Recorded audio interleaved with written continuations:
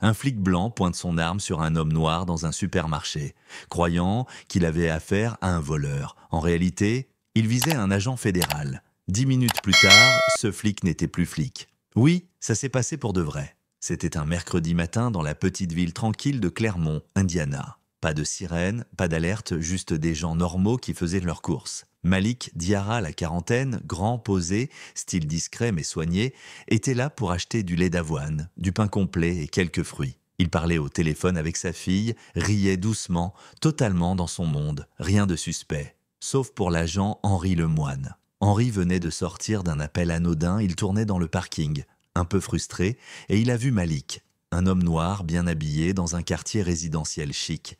Il n'en fallait pas plus pour activer tous ses préjugés. Il est entré dans le magasin sans alerte, sans appel d'urgence. Il a juste suivi Malik, lentement, puis plus vite, comme un chien de chasse flairant une proie imaginaire. Il l'a accosté brutalement, là, en plein rayon céréales. Les mains visibles, carte d'identité tout de suite. Le ton n'invitait pas à discuter. Malik, surpris mais calme, a demandé « Quel est le problème, officier ?» Il n'a pas levé la voix, n'a pas reculé. Il a juste maintenu son regard droit, et c'est peut-être ça qui a mis Lemoine hors de lui. Parce que dans sa tête, le fait qu'un homme noir lui parle sans trembler, c'était déjà une menace. Alors il a sorti son arme. Dans un supermarché, entouré de clients, devant une gamine qui pleurait dans le caddie de sa mère, et pourtant, Malik n'a pas bougé. Il a juste dit « Tu veux vraiment le faire ? Tu veux vraiment détruire ta vie ici et maintenant ?» Puis il a sorti lentement son portefeuille. Et là, entre deux cartes de crédit, un badge doré, FBI, Division des enquêtes spéciales, Agent Diarra. Lemoine a cligné des yeux, a dégluti. Mais c'était trop tard. Et comme si le karma avait lu le script, une employée du magasin, Nadine, 64 ans, cheveux gris, lunettes épaisses, est intervenue. « Je vous ai vu, j'ai tout filmé. Vous avez pointé une arme sur lui sans raison. Vous avez hurlé comme s'il avait tué quelqu'un alors qu'il touchait juste des cornflakes. » Et là, Malik a calmement demandé qu'on appelle le chef Delcourt, un vieil ami, pas pour faire pression, mais parce que la vérité méritait d'être traitée à visage découvert. 30 minutes plus tard, le chef est arrivé. Il a regardé Malik, puis Lemoine, puis Nadine. Il a pris une grande respiration et a dit « Henri, rends ton arme et ton insigne.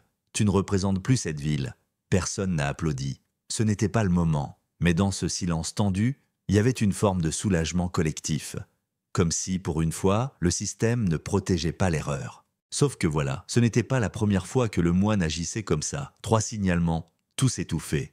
Mais cette fois, Nadine avait une vidéo, et la vidéo, elle a fait le tour des réseaux sociaux en moins de 24 heures. Conférence de presse. Malik s'exprime. « Je suis vivant parce que j'avais un badge, mais des centaines d'hommes n'en ont pas. Et ils ne rentrent pas chez eux. » Silence dans la salle.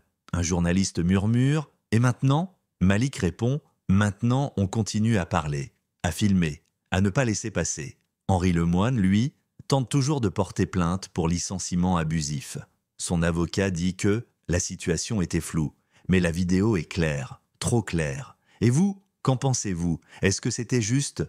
Ou est-ce qu'on aurait dû aller plus loin? Est-ce qu'un badge devrait être la seule chose qui vous sauve la vie quand vous avez juste envie de lait d'avoine? Partagez votre avis dans les commentaires. Parce que cette histoire, elle parle pas que de Malik, elle parle de nous tous.